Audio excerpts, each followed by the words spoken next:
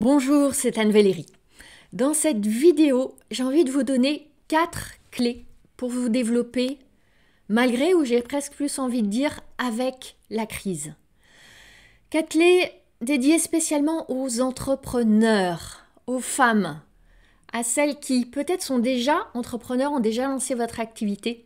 Et puis, c'est la panique. Les contrats s'effondrent, c'est difficile de trouver les clients. Vous avez peur. En plus, partout, on vous dit que c'est folie d'être entrepreneur en ce moment, qu'il y a des milliers d'entreprises qui coulent, qu'on n'est qu'au début et que ça va être de pire en pire, etc. etc. Et c'est extrêmement difficile de ne pas être en proie à ce climat tellement anxiogène. Et en plus, vous avez des preuves. Vous avez la trésorerie qui fond, les clients qui ne viennent pas, vous vous battez pour vendre, pour communiquer, vous vous épuisez. Et puis peut-être que vous êtes juste porteuse de projet. Et vous avez ce projet qui vous anime, qui vous fait vibrer. Et là, vous commencez à vous questionner, est-ce que c'est vraiment le bon moment, maintenant, pour lancer une activité, pour développer une entreprise? Est-ce que vous feriez pas mieux de faire autre chose? Et en même temps, faire autre chose, ça pourrait être tourner dans un poste salarié. Et vous vous dites, mais comment est-ce que je vais trouver un poste salarié maintenant? Et vous êtes dans cet entre-deux, dans cette transition, dans ce flottement, et là aussi, peur, angoisse, anxiété, inquiétude, doute. La chape qui vous tombe dessus. Et je sais, je suis entrepreneur, et moi aussi, j'ai une partie de mon activité qui est affectée par tout ce qui se passe. J'ai une petite partie de mon activité qui est en B2B auprès d'entreprises, et je ne vous cache pas que il y a des contrats qui disparaissent, il y en a qui se transforment, et à côté de ça, j'ai l'essentiel de mon activité qui est l'accompagnement des femmes entrepreneurs. Et oui, ça nécessite que je sois agile, que je sois inventive, que je sois créative. Et pour autant, je vois des choses extraordinaires qui se passent. Et j'ai pas peur, j'ai vraiment pas peur. Enfin, si j'ai peur, mais j'avance avec la peur. Et il y a tellement de joie quand on avance avec la peur. Alors je vous dis tout ça, c'est pas pour minimiser les drames. C'est pas pour faire l'autruche, mettre la tête dans le sable et pas voir qu'il y a des situations terribles, qu'il y a des dangers, qu'il y a des milliers d'entreprises qui sont en train de couler. Et j'ai moi-même beaucoup d'amis entrepreneurs qui vont sans doute faire faillite. Alors bien sûr, ça me touche. Bien sûr, je sais qu'il y a des personnes qui sont gravement malades, des personnes qui partent à cause du virus. Et mon intention, c'est absolument pas de négliger, de mépriser ça et de mépriser les personnes qui souffrent.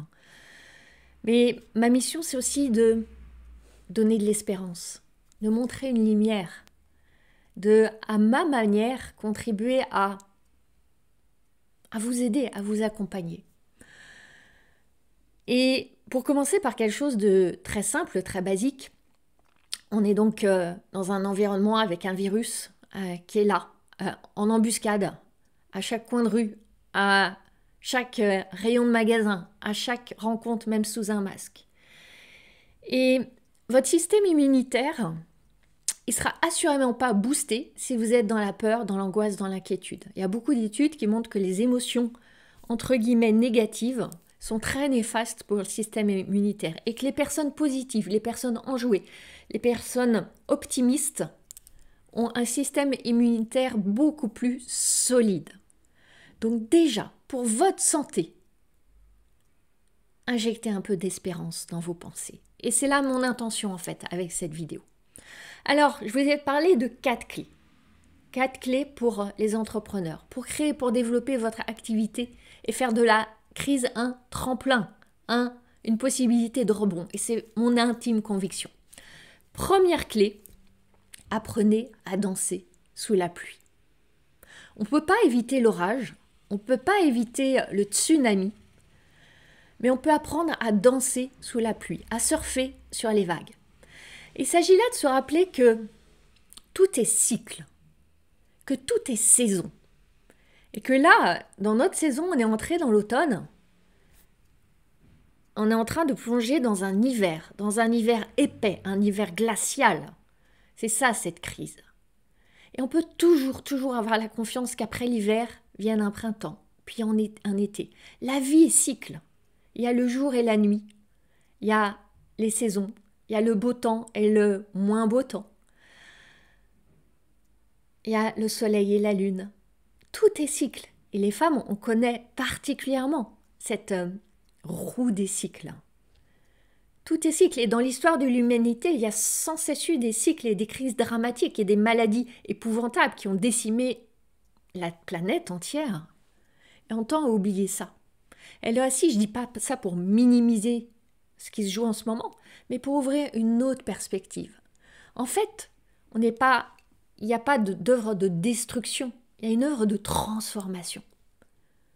Tout change, tout se transforme. Alors oui, c'est inconfortable, oui, c'est dur, oui, c'est éprouvant, oui, il y a de la douleur. Il y a de la douleur, mais on peut aussi éviter de transformer la douleur en souffrance. La douleur, elle est inévitable. La souffrance, elle est optionnelle. Quelle est la différence entre les deux ? La souffrance, c'est de la douleur auquel on a ajouté des pensées lourdes, des pensées pesantes, des pensées qui ne donnent pas de sens à la douleur, des pensées qui nous rétrécissent. C'est ça la différence. La douleur, on ne peut pas y échapper, on peut échapper à la souffrance. Là est notre pouvoir. Et plus on résiste à la douleur, moins on est en mesure de voir le processus de transformation et d'être donnant, et d'y contribuer, d'y prendre part. C'est un magnifique processus de transformation qui est en cours, j'en suis convaincue, et on peut chacune être actrice de ce processus. En cherchant pas à courir en tous sens pour éviter à l'orage, il est là, il est énorme, il est au-dessus de nos têtes, mais en apprenant à danser sous sa pluie. C'est la première clé, c'est une clé essentielle avant d'être vraiment connecté au business, etc. De voir ce qui se joue, de changer de regard sur ce qui se joue. Et dans ce qui se joue, il y a aussi un autre aspect, et ça va être ma deuxième clé. C'est plus que jamais, prenez soin de votre énergie. Il y a des énergies ambiantes qui sont beaucoup véhiculées par les nouvelles, par les rumeurs, par ce qu'on voit. Des énergies très lourdes, des énergies qui nous tirent vers le bas. Pour ma part, depuis un moment, j'ai choisi de me protéger du mieux que je peux, en n'écoutant quasiment pas les nouvelles, en lisant pas les journaux, en n'allumant pas la radio. Juste de temps en temps. Et puis je sais que de toute façon, les nouvelles importantes me parviendront d'une manière ou d'une autre, en n'allant pas surfer sur Internet en quête des dernières stats et des dernières mesures annoncées.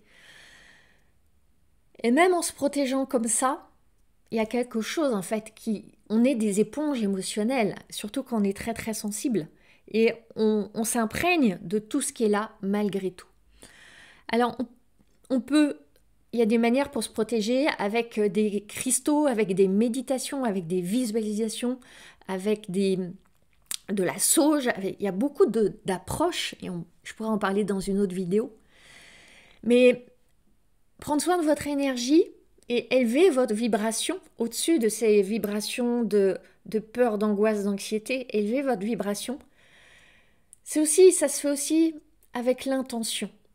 L'intention de porter votre attention sur ce qui est encore bon, sur ce qui est encore beau, et d'activer la fréquence de la gratitude. La fréquence de la gratitude, elle est haute.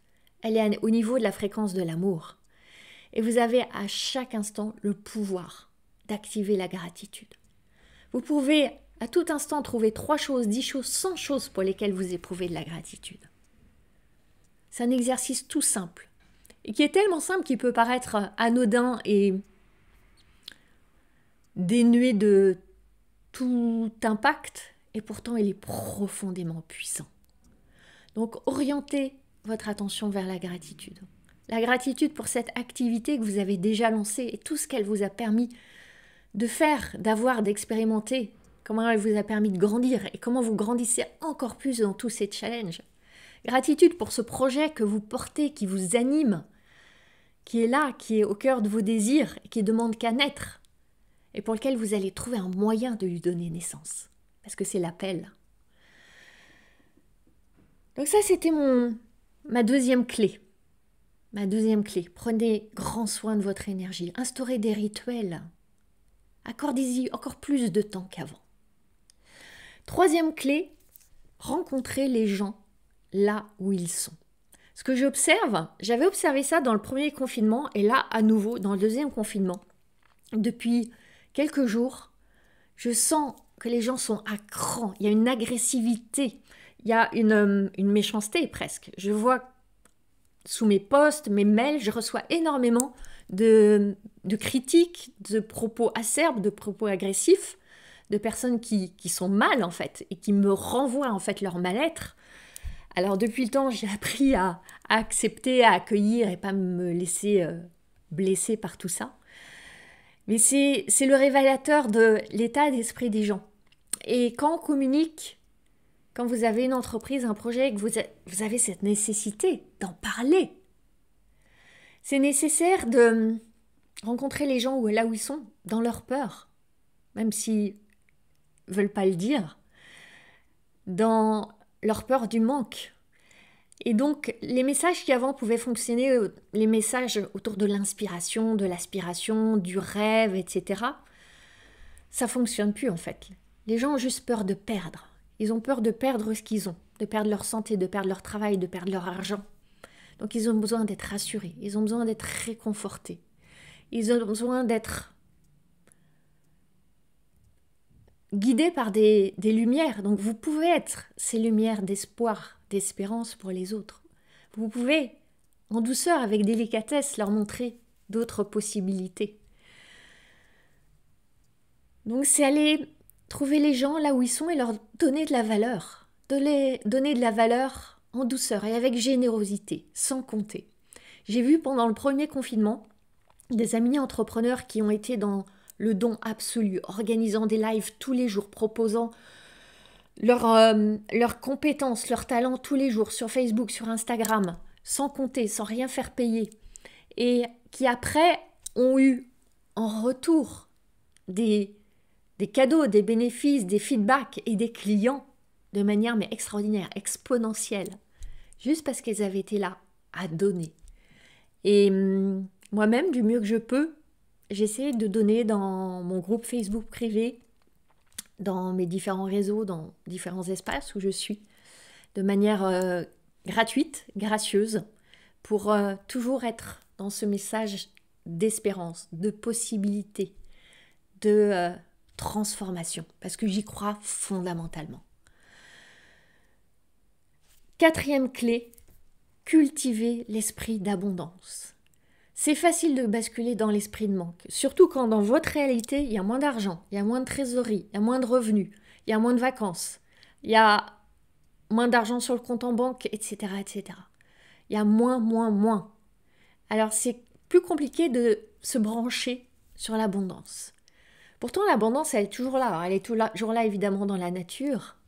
Elle est moins dans l'abondance de promenades, de voyages, mais elle est toujours là. Et l'argent, il n'a pas disparu. Il ne s'est pas volatilisé. Je lisais que l'épargne des Français n'a jamais été aussi élevée que maintenant. Donc l'argent, il est sous les matelas, il est sur les comptes d'épargne. Il n'a pas disparu. Il va recirculer à un moment. Et il y a encore de l'argent qui circule. Plus que jamais, on a besoin d'être accompagné, d'être guidé, d'être éclairé, d'être soutenu, d'être choyé. Donc, cette circulation, l'argent est une énergie qui est appelée à circuler. Parfois, par moments, la circulation ralentit, et puis par moments, elle s'accélère. Donc, soyez là pour contribuer à cette accélération, pour la nourrir, et pour être dedans. Il y a beaucoup de grandes entreprises qui sont nées pendant des périodes de récession. Parce que, à leur tête, il y a des personnes qui ont une qualité extraordinaire, la curiosité. Et plus que jamais, c'est le moment d'aiguiser votre curiosité, de retrouver un regard émerveillé sur qu'est-ce qui est possible. Pas comment je vais m'en sortir, comment je vais faire, comment ça va être possible pour moi. C'est, mais qu'est-ce qui est possible? Qu'est-ce que je peux imaginer? Qu'est-ce qui pourrait être encore mieux que ce qui est là? Comment est-ce que je peux voir les choses différemment? Qu'est-ce qui est là et que je ne vois pas? Voilà, il y a beaucoup de pouvoir, de puissance dans les questions. Attention aux questions que vous vous posez. Posez-vous des questions qui vous mettent dans votre puissance, qui ouvrent le champ des possibles, qui ne vont pas encore alimenter la roue de la peur, la roue du désespoir. Faites bien attention à vos questions. Soyez curieuse, soyez créative. C'est le moment plus que jamais de débrider votre créativité. Et que vous soyez porteuse de projet, que vous soyez déjà entrepreneur, ces semaines, ces mois peuvent assurément être celles du tremplin, du rebond, de l'accélération, de l'expansion. J'en suis convaincue. Et si vous voulez en parler, si vous voulez faire un point sur votre projet, sur votre activité, si vous voulez qu'on parle de vos obstacles, de vos limitations, de vos peurs, si vous voulez qu'on commence à dessiner un plan d'action pour vous, pour sortir de cette crise, la tête haute et les ailes bien déployées, je vous propose un rendez-vous avec moi ou une coach de mon équipe, 45 minutes dédiées à vous, dédiées à votre business, dédiées à comment faire de cette crise votre plus grande opportunité. Le lien pour prendre rendez-vous, il est juste en dessous. Ne tardez pas, il y a des périodes où on a des créneaux et d'autres où c'est l'abondance de demandes et on a beaucoup moins de créneaux. Donc si vous en avez envie, réservez votre créneau maintenant. Je vous dis à très bientôt.